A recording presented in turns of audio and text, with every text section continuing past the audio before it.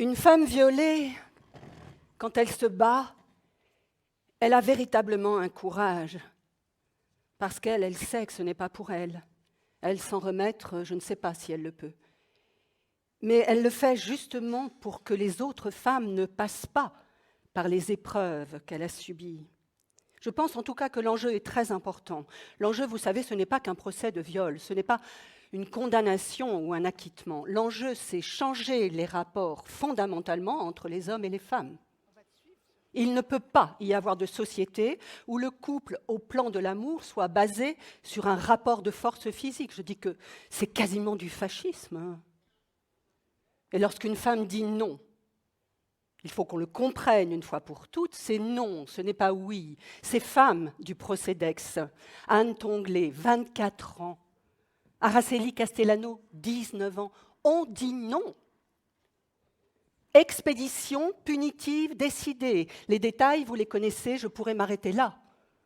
Je pourrais vous dire que lorsqu'une femme, sous sa tente, dort paisiblement et qu'elle est agressée par un ou plusieurs individus qui lui font des propositions que vous savez, et qu'elle répond par un coup de marteau, qui peut encore parler d'accueil ou de consentement ? Tout cela est prouvé, constaté.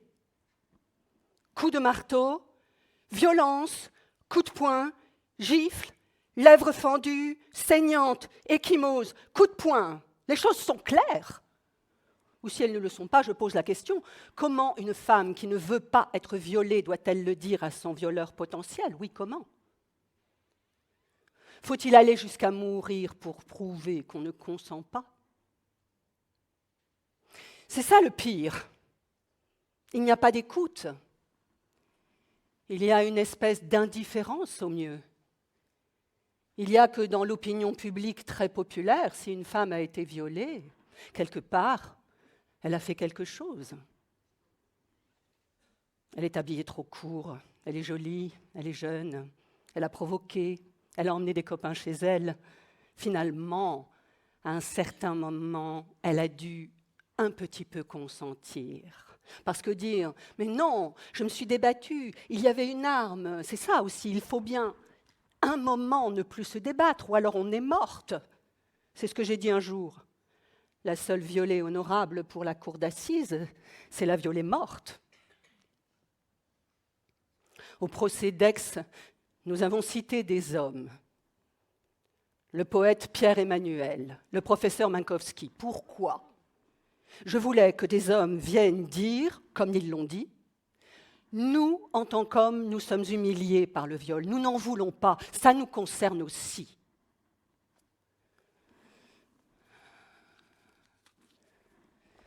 Alors, Madame Marlène Thomas, vous êtes journaliste à Libération en charge de la rubrique Droits des femmes, lutte contre les violences de genre.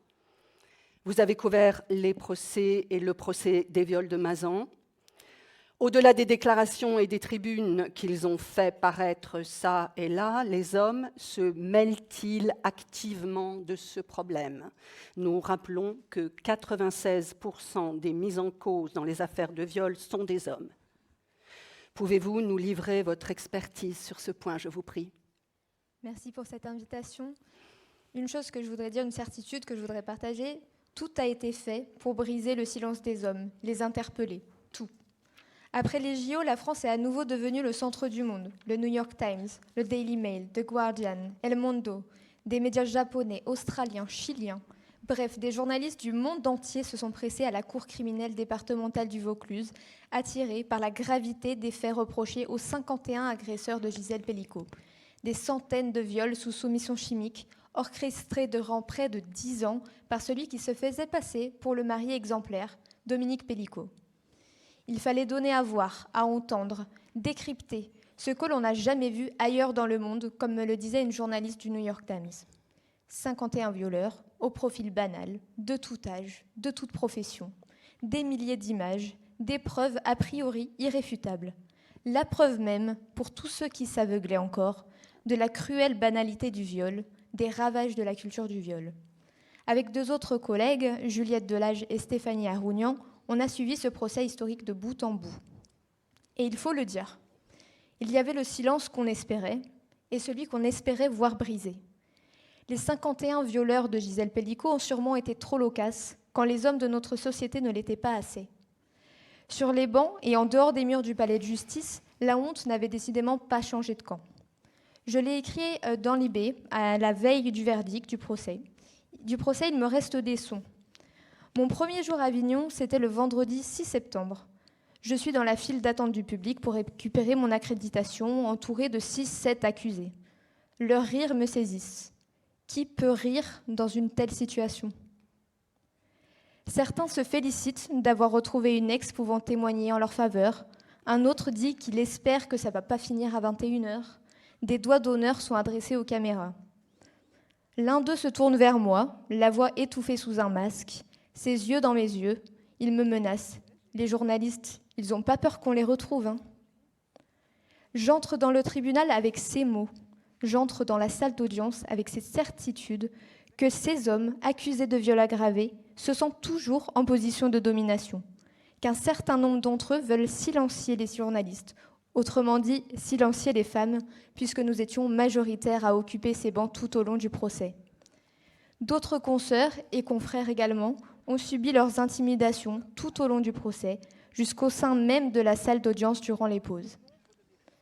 Pendant que le monde entier était dans l'effroi, un grand nombre d'entre eux faisaient corps, distillant jour après jour leur thèse d'un viol sans intention, déployant interrogatoire après interrogatoire une culture du viol crasse, appuyée pour beaucoup par leurs conseils tout aussi indignes. Il faut rappeler certains de leurs propos. « C'était mon corps, pas mon cerveau. J'étais comme un zombie autoguidé. J'ai agi pour faire plaisir. J'ai été lobotomisé. » Le silence, la dignité, le respect, on l'attendait évidemment après le prononcé du verdict. On le rappelle, tous coupables. Une décision assez rare pour le souligner, quand 94 des plaintes pour viol sont classées sans suite. Je vous dresse le tableau, une foule amassée au pied du tribunal, de nombreuses féministes venues de toute l'Europe, des journalistes par centaines, une tension palpable. Et là, un avocat de l'un des accusés, Christophe Bruschi, en partant, ose, je vous le cite, « Mon client a un message pour vous, à toutes ces hystériques, ces mal embouchées. Le message, c'est « merde, voilà, mais avec le sourire ». Une enquête déontologique a évidemment été ouverte par le barreau de Lyon. 46 ans après le procès d'Aix, le procès du viol, restait cette impression amère que du côté des hommes, peu de choses avaient en réalité changé. Dans l'arène judiciaire, Gisèle Pelicot n'a échappé à rien, pas même aux tentatives d'inversion de la culpabilité, d'humiliation, où les conseils d'accusés tentaient de lui trouver des penchants exhibitionnistes. Et ce, malgré des centaines de vidéos de son corps sans vie, inerte, dont ces hommes se saisissent comme un objet à disposition. L'avocate Agnès Fichot, que j'ai eu la chance de rencontrer au mois de janvier, était collaboratrice de Gisèle Halimi en 1978, lors du procès d'Aix. Elle est aussi venue à Avignon 4 jours durant les plaidoiries de la défense. Elle nous le dit sans détour. Je voulais absolument me convaincre que je n'entendrais pas ce que j'avais entendu de cette défense moche à Aix-en-Provence. Malheureusement, c'était la même chose pour un certain nombre d'entre eux. La différence réside-t-elle alors dans la réception que la société, le monde, on peut le dire, a eue de ce procès ? Des sons, il me reste aussi bien sûr ceux qui apaisent, ceux qui galvanisent, ces tempêtes d'applaudissements accompagnant chaque allée et venue de Gisèle Pelicot dans la salle des pas perdus, et même parfois jusque dans les rues d'Avignon. Un rituel, là encore, majoritairement porté par des femmes. On est bien loin des crachats, des injures assénées par les hommes à Araceli Castellano et Anne Tonglet. Je suis les sujets féministes de violences sexistes et sexuelles depuis plusieurs années. Jamais une affaire de VSS n'avait trouvé un tel écho. Des personnes, des hommes en particulier, parmi les plus éloignés de ces sujets, m'en parlaient, m'interrogeaient. Le sujet s'invitait à toutes les tables, absolument toutes. 7 ans après MeToo, ce procès avait ça de particulier, qu'il concernait une femme ordinaire, pas une actrice, pas une chanteuse, pas une personnalité publique, et 51 hommes, là encore représentatifs de la société. Tout le monde a pu se projeter, que ce soit en tant que victime ou en tant qu'auteur. Ce procès aurait dû donc être celui de l'impossible déni.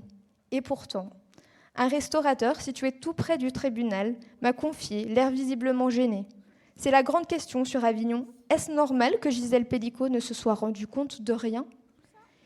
Il me rapporte ça après plus de 3 mois de procès, 3 mois de débat, de diffusion de vidéos, avec des milliers d'articles pour en rendre compte. Une fois encore, la victime était sur le banc des accusés. Elle était pourtant dans un état comateux, comme morte. Répétons-le encore, Gisèle Halimi, faut-il aller jusqu'à mourir pour prouver qu'on ne consent pas ? Le jour du verdict, un vieil homme avait pris soin d'imprimer des dizaines de feuilles qu'il distribue à la foule. Pour partager sa consternation ? Pour appeler à militer contre la domination patriarcale ? Non. Gaëtan, un retraité, dénonçait la vindicative populaire. En face du tribunal de grande instance d'Avignon, il ne manquait plus que la guillotine, écrit-il. Il intimide à plusieurs reprises les féministes présentes. Quand elle ouvre la bouche, elle n'est pas jolie, ose-t-il dire. Là encore, son silence aurait été d'or. Pour Libé, je me suis interrogée sur ce que ce procès bousculait chez les hommes. J'en ai rencontré une bonne quinzaine au hasard des rues, à Paris, Saint-Étienne, Avignon, des hommes de tout âge. Leurs mots se ressemblent comme s'il existait un script que chacun adaptait plus ou moins. Reviennent les mêmes mots que j'ai pu entendre dans mon entourage plus ou moins proche. C'est horrible, mais c'est des malades. C'est un fait divers, pas une généralité. Dominique Pellicot est un criminel, un microbe de la société, les 50 autres aussi. Pour un grand nombre d'entre eux, y compris des hommes proches des idéaux féministes, les réactions se séquencent en deux temps. La condamnation, devant des faits de violence, puis immédiatement la distanciation. Ce n'est pas moi, c'est l'autre. Ou en d'autres termes, c'est pas monsieur tout le monde, ce sont des violeurs. Comme si l'acte de violer était un état permanent auquel certains seraient imperméables. Les chiffres sont pourtant têtus. 9 victimes de violences sexuelles sur 10 connaissent leur agresseur. Quand on les questionne sur la possibilité que ce procès les interroge, les bouscule sur leur rapport aux femmes, la plupart d'entre eux sont heurtés. Un sexagénaire me disait qu'il lui était arrivé de réveiller sa compagne, je cite, sexuellement, mais qu'elle était consentante, qu'il arrêtait si elle disait non. Après une longue discussion sur ce qui peut être qualifié d'agression sexuelle ou de viol par surprise, il lâchait « ça me semble banal, mais il faut peut-être se questionner là-dessus ». Alexia Boucherie, qui est doctorante en sociologie et qui travaille notamment sur le consentement chez les visits de 25 ans, nous disait « Pour mener une véritable prise de conscience, il faudrait que les hommes aient la volonté de renoncer aux opportunités sexuelles faciles et poser la question du consentement à l'autre, c'est prendre le risque de se voir refuser une relation. » On est là en plein dans la question du viol d'opportunité. Certains de ces hommes s'ouvraient aussi difficilement à l'éventualité douloureuse que des agresseurs fassent partie de leur entourage. Un voisin, un ami, un membre de leur famille. Ce procès est venu atteindre un mécanisme puissant, hérité du patriarcat, celui de la solidarité masculine. Dans son ouvrage enquêté « La nuit des hommes », le journaliste Félix Lemaître revient justement sur les ressorts de cette culture du secret, permettant de continuer à perpétrer ces violences en toute impunité. À ce sujet, un ado de 16 ans me confiait « C'est dur d'agir contre les siens ». Aucun des 50 violeurs de Gisèle Pellicot n'a tourné les talons, aucun n'a dénoncé les faits, mais ce silence assourdissant dépasse largement le seul cadre du procès. Félix Lemaître fait dans son ouvrage sa propre introspection et décrit cette façon qu'ont les hommes de se couvrir les uns les autres. Il parle d'un équilibre de la terreur. Si l'un parle, que l'autre tombe, d'autres peuvent tomber aussi. C'est bien connu, ce qui se passe à Vegas reste à Vegas. Le journaliste évoque, comme pour l'expier, ce lendemain de soirée arrosée, il y a 10 ans, où il s'est tu, alors que son ami lui disait clairement avoir outrepassé le consentement de la femme avec qui il venait de passer la nuit. Donc, au-delà des tribunes et des bonnes intentions de papier, les hommes doivent s'engager pleinement vers ce changement de paradigme, un changement qui doit être radical. Avant même tout engagement associatif, paroles fortes prononcées dans les médias, il commence là, dans la simplicité de l'ordinaire et du quotidien. Refuser de rire à une humiliation sexiste, s'éduquer, examiner ses privilèges, être vigilant sur les comportements de ses amis, de ses frères, protéger toute femme, toute personne en situation de vulnérabilité, comme les personnes trans, s'extraire de ses réflexes de l'omerta, être solidaire avec les victimes et non avec les agresseurs, mais surtout lever leurs propres œillères sur leur mécanisme de domination. Après le procès des viols de Mazan, plus aucun homme ne peut ignorer ce que violer signifie, que les violeurs se camouflent dans l'ordinaire, que ce crime n'est pas le fait de monstres, de fous tapis dans l'ombre, mais de pères, frères, amis. L'avocate de Dominique Pellicot, Béatrice Zavarro, nous résumait cette filiation de Gisèle à Gisèle. Gisèle Halimi a porté la criminalisation du viol en 1978 et Gisèle Pellicot fait la démonstration du viol. Ce procès a planté des graines. Il s'agit maintenant de laisser cette question les hanter, s'enraciner. En tant qu'homme, comment faire en sorte que les hommes arrêtent de violer ?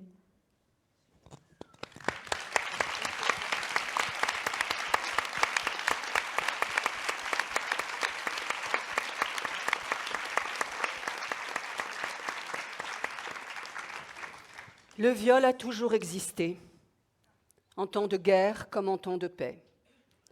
Que ce soit au nom du Christ roi, les croisés sur la route de Constantinople, au nom de la liberté, les alliés en pays d'occupation, au nom de la liberté et de la défense de l'Occident, les GIs à My Lai au Vietnam, la soldatesque a toujours fait des femmes son butin de guerre. La guerre, du reste, ne fait qu'hypertrophier les valeurs viriles. La culture, l'éducation, le conditionnement sécrètent comme une normalité le rapport de domination de l'homme sur la femme. Si le chômage ou la misère font en général le voleur, si l'accident ou la passion fait le meurtrier, si l'oppression fait le délinquant politique, la vie normale, elle, fait le violeur.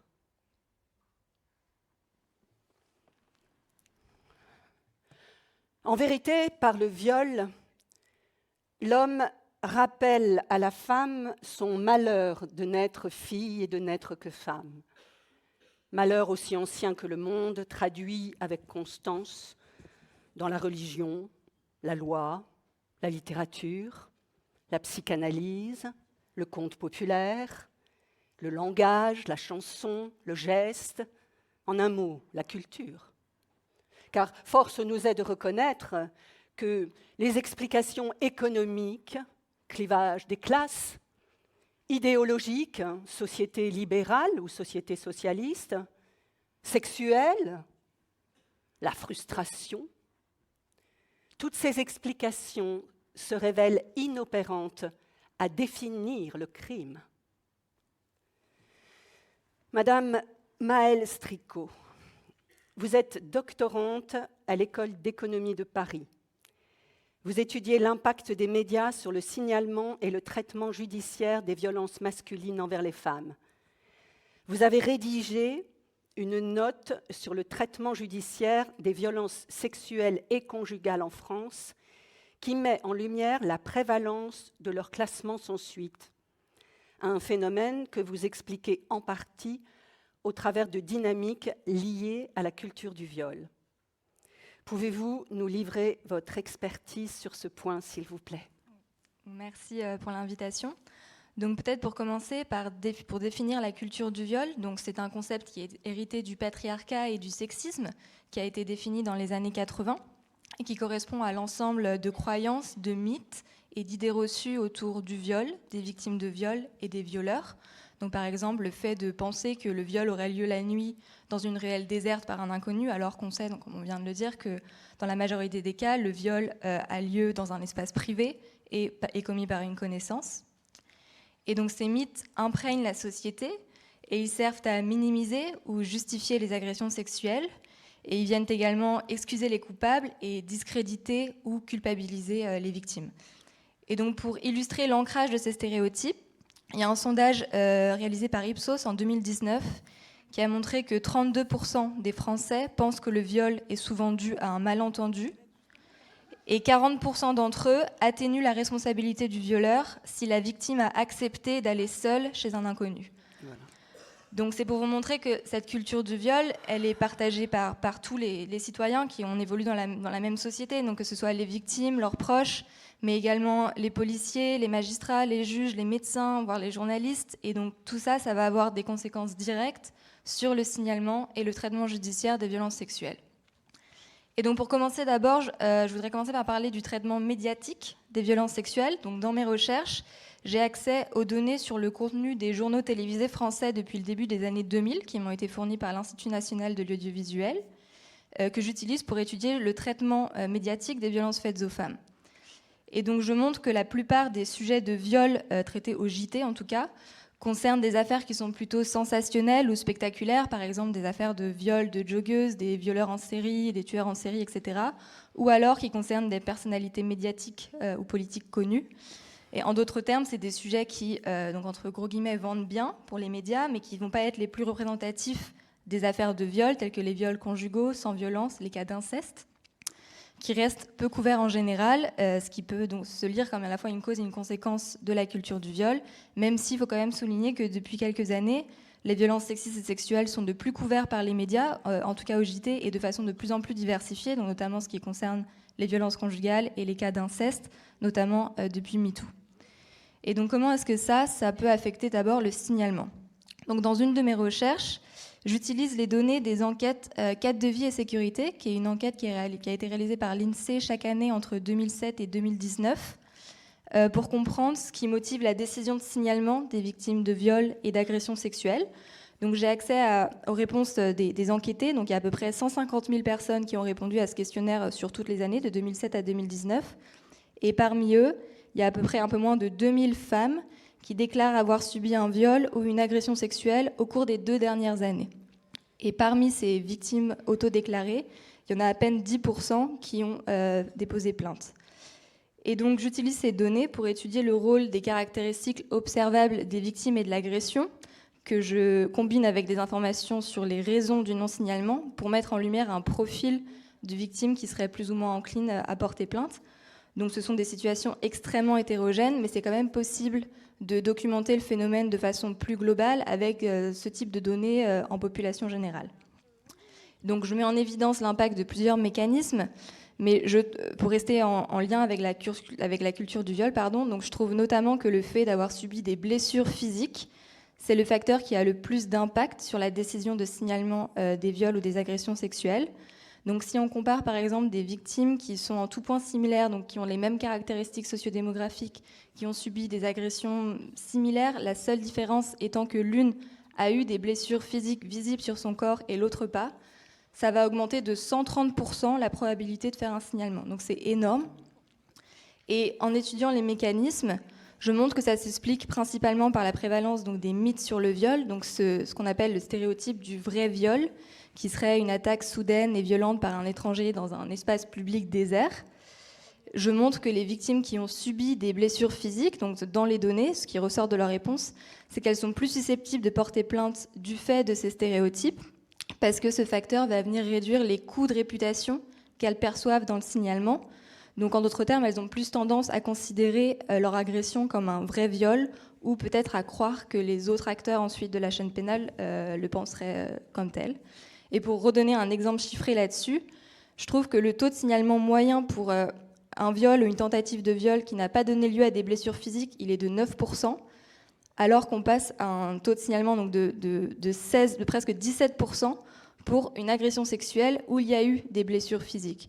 Donc quand bien même au regard de la loi, le viol est une infraction plus grave, c'est vraiment ce facteur des blessures physiques en lien avec les stéréotypes sur le viol qui va vraiment jouer ici. Et à l'inverse, les données montrent que ce n'est pas parce que les victimes ont des preuves solides de leur agression qui leur donneraient plus de chances de gagner le procès, par exemple, qu'elles auraient plus tendance à porter plainte. Et on peut rapprocher ça donc, du procès de Dominique Pellicot, où on a vu que toutes les preuves possibles étaient disponibles. Et pour autant, c'était pas gagné d'avance comme on a vu avant. Ensuite, sur l'effet que la culture du viol peut avoir sur le traitement judiciaire.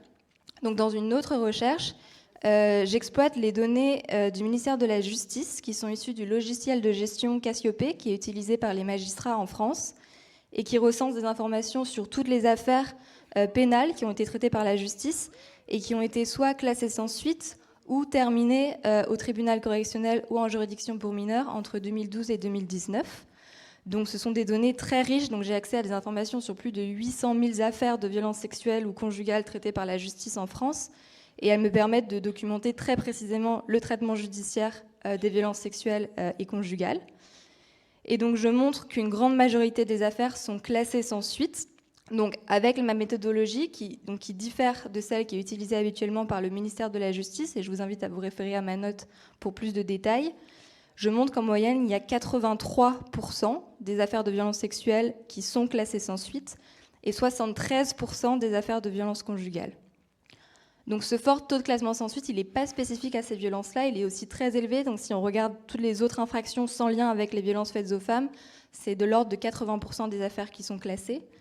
Mais ce qui va différer, c'est le motif du classement. Donc les autres infractions, elles sont principalement classées pour défaut d'élucidation parce que l'auteur est inconnu. Donc en moyenne, il a été identifié dans seulement 63% des cas, alors que ce n'est pas du tout le cas pour les violences sexuelles ou conjugales, où l'auteur a été identifié dans 75 à 95% des cas. Pour les violences sexuelles, le motif principal, donc elles vont principalement, dans les trois quarts des affaires de violences sexuelles sont classées parce qu'elles sont considérées comme non poursuivables par le parquet. Et le principal motif, c'est que l'infraction, elle est insuffisamment caractérisée, ce qui va concerner près de la moitié de toutes les affaires de violences sexuelles traitées par la justice en France. Et donc ça signifie pas que l'infraction n'a pas eu lieu, mais ça veut dire que les circonstances des faits n'ont pas pu être clairement établies par l'enquête ou que les éléments de preuve sont insuffisants. Et donc, dans un état de droit, pour qu'une réponse pénale puisse être apportée, il faut à la fois pouvoir caractériser les faits de violence et aussi fournir des éléments de preuve de l'implication des auteurs présumés. Et dans ces cas-là, le manque d'éléments matériels, l'altération de l'état de conscience de la victime ou la question du consentement vont souvent être mentionnés par les magistrats pour justifier ce fort taux de classement sans suite. Mais ce problème de manque de preuves, il soulève aussi la question de la collecte de la preuve. Donc soit par manque de moyens ou par manque de connaissances ou de formation sur le sujet, les enquêtes ne sont pas forcément bien menées pour collecter ces preuves et assurer aux victimes le droit à un procès équitable. Et donc ça peut en partie s'expliquer par les idées reçues des enquêteurs ou des médecins, par exemple, sur le viol. Mais aussi quand même beaucoup une histoire de moyens, de manque de moyens. Donc je vous montre qu'au cours du temps, le taux de classement sans suite des violences sexuelles, il a eu tendance à augmenter. Et ça peut aussi s'expliquer parce qu'il y a eu une augmentation importante du nombre de plaintes, notamment depuis MeToo, qui ne s'est pas accompagnée d'une hausse proportionnelle des moyens donnés à la justice. Et donc pour terminer, donc, ce sont un peu des pistes d'amélioration. Concernant le traitement journalistique, donc, il y a eu des améliorations, comme on a pu le voir avec la couverture du procès Pellico. Il y a plusieurs médias qui, depuis quelques années, ont adopté des chartes déontologiques pour améliorer le traitement journalistique des violences sexuelles, qui ont fait passer cette rubrique de faits divers à autre chose, plus appropriée. Et concernant la réponse judiciaire, il y a aussi eu des améliorations grâce aux formations dispensées aux policiers, aux magistrats, mais on a encore des témoignages qui restent encore beaucoup de choses à faire. Par exemple, il y a eu récemment un rapport assez accablant du syndicat de la magistrature sur les violences sexuelles et sexistes au sein de l'institution judiciaire, qui amène quand même à questionner la capacité des magistrats à traiter et à sanctionner ce type de violence. Donc il reste encore du chemin à parcourir. Et je voudrais aussi terminer sur le fait de dire que les efforts, en tout cas dans ce que je vois dans les données, les efforts semblent surtout se concentrer sur l'amélioration du traitement judiciaire des violences conjugales, notamment depuis le Grenelle de septembre 2019, où on voit clairement qu'il y a eu une hausse des poursuites et des peines d'emprisonnement prononcées à l'encontre des auteurs de violences conjugales. Mais ce n'est pas du tout le même tableau pour les violences sexuelles, dont le taux de classement sans suite ne cesse d'augmenter. Et donc, c'est pour ça qu'il est primordial de renforcer d'autant plus les moyens, mais aussi les formations pour améliorer le traitement judiciaire des violences sexuelles, donc des policiers, des magistrats, et lutter davantage contre tous ces stéréotypes liés à la culture du viol.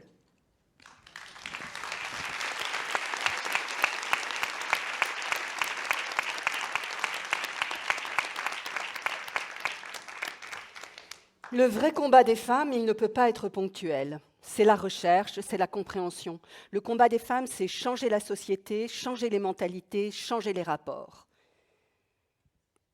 Il faut obtenir la subversion, dans le meilleur sens du mot, des idées reçues, des tabous, d'une culture, en somme, qui, depuis toujours, a considéré le viol comme un épiphénomène tantôt nécessaire, tantôt regrettable, de la nature, celle des hommes, celle des femmes, celle de leurs relations mutuelles. Ce que nous voulions, ce que nous voulons, c'est simple, des procès explication et non des procès expiation. Le viol d'une femme par un homme exige un rapport de force et exprime le mépris, la négation de l'identité de l'autre. À peu près 99 fois sur 100, quand une femme est violée, il n'y a pas de témoin. Et par conséquent, 99 fois sur 100, les violeurs qui expliquent tout ce qui s'est passé auparavant concluent « Oui, mais à ce moment-là, elles ont été consentantes. Madame Andrea Gruev-Vintila. Aujourd'hui, des concepts ont pris corps en écho au consentement, comme celui du contrôle coercitif. Vous êtes maîtresse de conférences en psychologie sociale à l'Université Paris-Nanterre, habilitée à diriger des recherches qui plongent au cœur du contrôle coercitif dans la violence conjugale, avec notamment votre livre qui révolutionne l'appréhension juridique de cette violence. Pouvez-vous, s'il vous plaît, nous donner votre expertise sur ce point ? Merci beaucoup pour votre invitation. Le procès de Mazan révèle l'horreur du sexisme systémique et il révèle aussi un monstre insidieux, le contrôle coercitif. Un système d'oppression raffiné où l'isolement, le contrôle, la violence économique sont les armes silencieuses du tortionnaire domestique. Ce n'est pas un crime isolé. C'est une symphonie macabre, jouée pendant des années. Le viol et la mort sont les notes finales de cette partition de terreur. Il est temps que la justice et ses partenaires entendent cette musique infernale et la reconnaissent pour ce qu'elle est. Un crime contre la liberté, contre l'humanité des femmes et des enfants, perpétré à huis clos. Les recherches internationales que je présente dans mon livre sur le contrôle coercitif, qui est le premier livre en français sur le plan mondial, développent ce concept central de l'appréhension globale de la violence conjugale dans plusieurs législations nationales et j'espère bientôt en France. Mais mes recherches ont débuté dans un contexte inattendu. En 2015, la France fait face aux attentats terroristes et je dirige une équipe internationale de recherche sur la radicalisation violente, qui s'appelait Extremis. Ce programme a ouvert une réflexion profonde sur la violence dans l'espace public, mais aussi dans l'espace privé où elle tue, plus encore tous les ans que le terrorisme, disproportionnellement des femmes et des enfants. Pourtant, cette réalité-là est loin de mobiliser comme l'avait fait le terrorisme. En tant que psychologue social, j'étais frappée par le décalage entre nos représentations sociales, la traduction juridique de la violence conjugale et la réalité des victimes, faites de terreur et de captivité.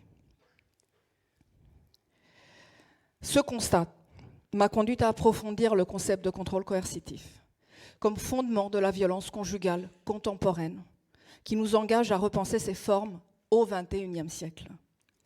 Il ne s'agit pas d'actes isolés, mais d'un schéma global visant à contrôler la partenaire qui se poursuit après la séparation. Par tous les moyens accessibles à l'agresseur. Économique, psychologique, judiciaire, parfois la mort. Le contrôle coercitif est le précurseur majeur des 1200 féminicides, des 9 enfants tués, des 28 enfants qui ont assisté au féminicide de leur mère, des 114 enfants orphelins. L'ami prof vient d'actualiser ces chiffres aujourd'hui. Et également des 773 femmes qui se sont suicidées dans un contexte de violence conjugale. Le contrôle coercitif a été révélé par des études sur les méthodes des tortionnaires des camps de prisonniers de guerre dans les années 50. Des tortures pour obtenir leur soumission comportementale.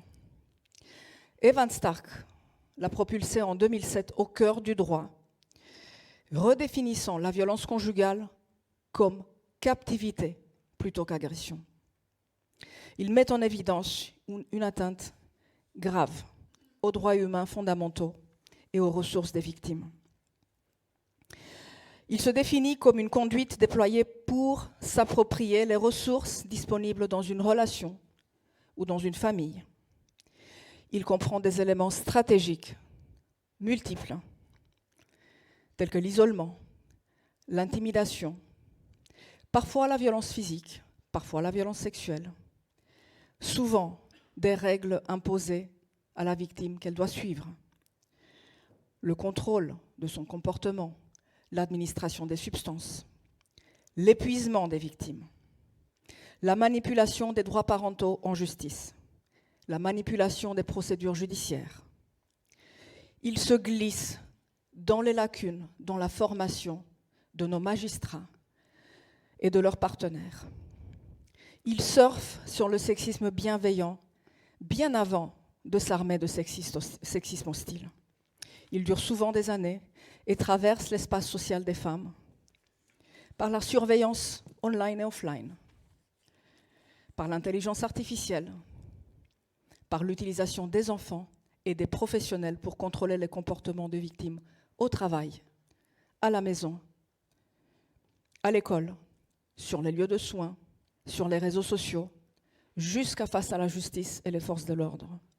Il provoque peur et souffrance, il appauvrit et isole les victimes et les fait se sentir subordonnés, dégradés et sans valeur.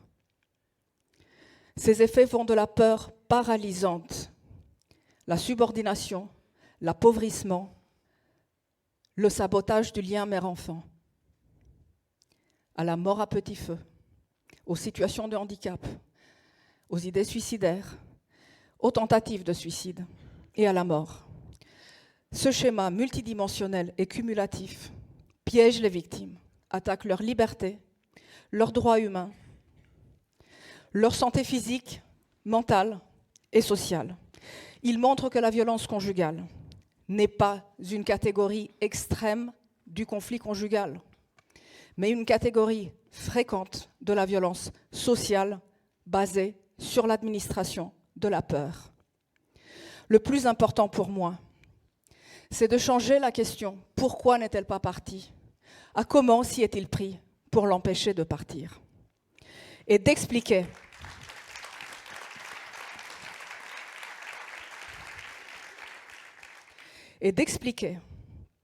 pour que la société civile, nos politiques, nos professionnels comprennent que ces tactiques totalitaires sont celles des prises d'otages, sont celles du traitement des prisonniers de guerre, des sectes, de la torture, pour amener à la nécessité de les incriminer dans leur globalité, qui jusqu'ici échappe au droit français, comme la cage nous échappe quand on ne voit que ses barreaux. Et pour cela, apprendre des pays qui ont déjà transformé leur appréhension de la violence conjugale à la lumière des avancées scientifiques sur le contrôle coercitif. J'insiste, mon livre rappelle qu'en France, comme Gisèle Pelicot, la femme victime de violences conjugales et de contrôle coercitif est une mère dans 82% des cas. Ce qui signifie que dans 4 cas sur 5, des enfants sont co-victimes. De 400 000 à 4 millions d'enfants. C'est un tiers des enfants scolarisés en France. L'expérience de la fille de Gisèle Pelicot, Caroline, grande oubliée du procès de Mazan, elle-même photographiée, endormie, quasi nue, illustre la victimisation intergénérationnelle dans le contexte du contrôle coercitif et l'impératif systématique de reconnaître toutes les victimes d'un système familial, au premier titre, les enfants.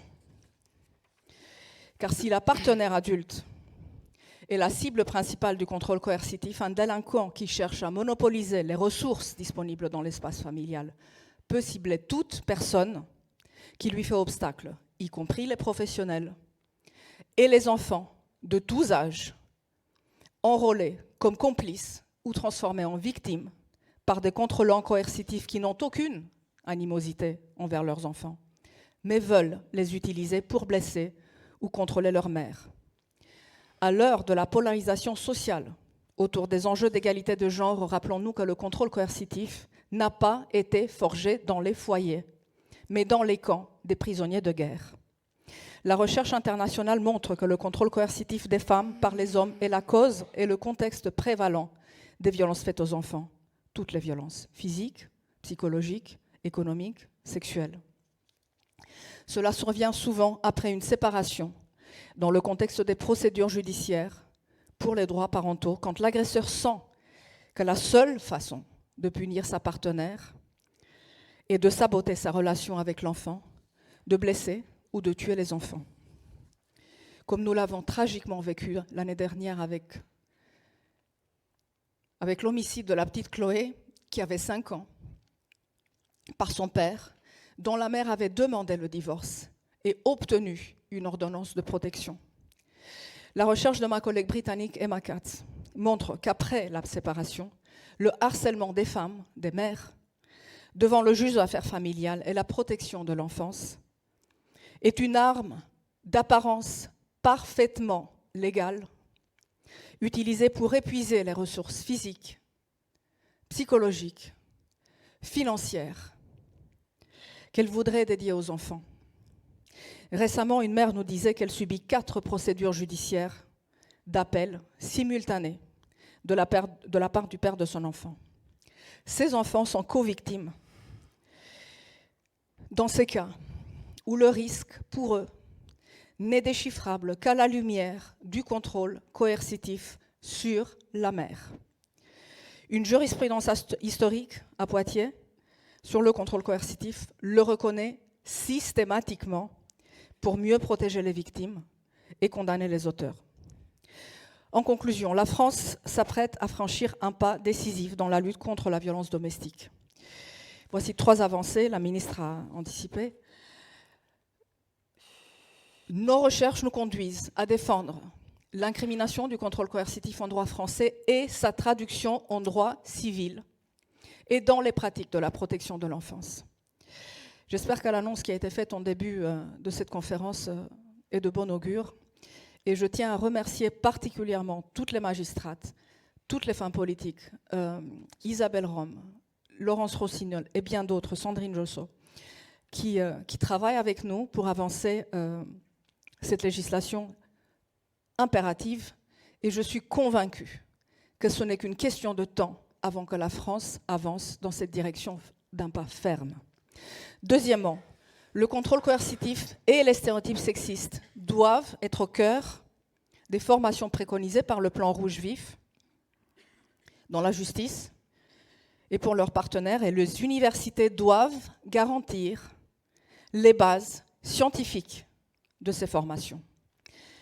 Troisièmement et dernièrement, la prise de conscience sociétale du contrôle coercitif qui est vitale pour prévenir la violence, protéger les victimes, poursuivre les auteurs et construire des politiques publiques coordonnées pour cette génération et la suivante. Ce sont les 4 piliers de la Convention d'Istanbul. Alors ensemble, nous pouvons y arriver. Nous allons y arriver. Votre courage, votre détermination, vos voix sont indispensables. Alors je suis psychologue sociale et j'ai envie de vous demander, êtes-vous prête?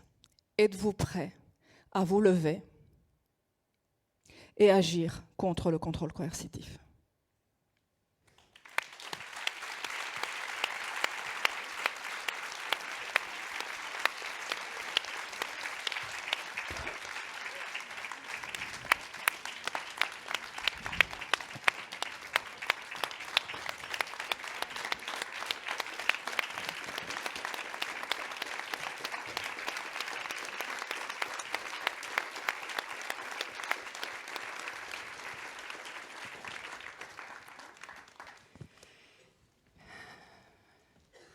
Le viol, comme le racisme, comme le sexisme dont il relève d'ailleurs, est le signe grave d'une pathologie socio-culturelle. La société malade du viol ne peut guérir que si, ayant fait diagnostic, elle accepte de remettre radicalement en question les grands rouages de sa machine culturelle et son contenu. Car c'est cette machine et la matière qu'elle broie et distribue qui fabrique des têtes où le viol n'est pas perçu comme un crime. Ces procès ont en commun qu'ils entreront dans l'histoire des femmes, en tout cas dans l'histoire judiciaire. En fait, une femme violée, c'est une femme cassée, c'est une femme éclatée, c'est une femme qui ne s'en remettra, à mon sens, jamais. Elle entre dans une espèce de coma. En tout cas, une partie d'elle-même entre dans une espèce de coma. Et elle survit, je crois, d'une espèce d'autre vie. Je suis de celles qui pensent que le viol n'est pas seulement un crime contre les femmes, mais aussi un crime contre l'amour, contre la relation entre les hommes et les femmes, contre un instant d'infini, une façon d'un peu se respirer le cœur, tout cet amour qui doit exister. Et c'est bien ce que nous ressentons, nous les femmes, lorsque nous parlons du viol. C'est l'amour lui-même qui est violé. C'est cette relation qui est violée. Et nul n'a le droit d'y porter cette atteinte quasi mortelle. Aux femmes, il faut dire et redire, ne vous résignez jamais. Se battre est un devoir. Tendre la main aux autres femmes, une responsabilité. Convaincre les hommes de la justesse de la cause, une nécessité. J'attends des femmes qu'elles fassent la révolution. Je n'arrive pas à comprendre en fait qu'elle n'ait pas déjà eu lieu. Des colères se sont exprimées, des révoltes ont éclaté ça et là, suivies d'avancées pour les droits des femmes, mais nous sommes encore loin du compte. Il nous faut une révolution complète des mœurs, des esprits, des mentalités. Un changement radical dans les rapports humains fondés depuis des millénaires sur le patriarcat. Domination des hommes, soumission des femmes. Ce système n'est plus acceptable. Il est même devenu grotesque. Les droits des femmes sont toujours en danger.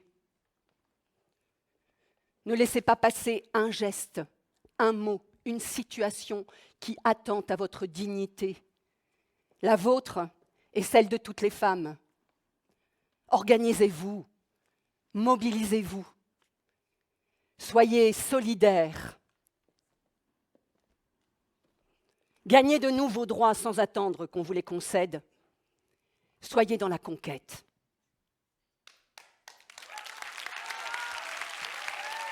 Merci.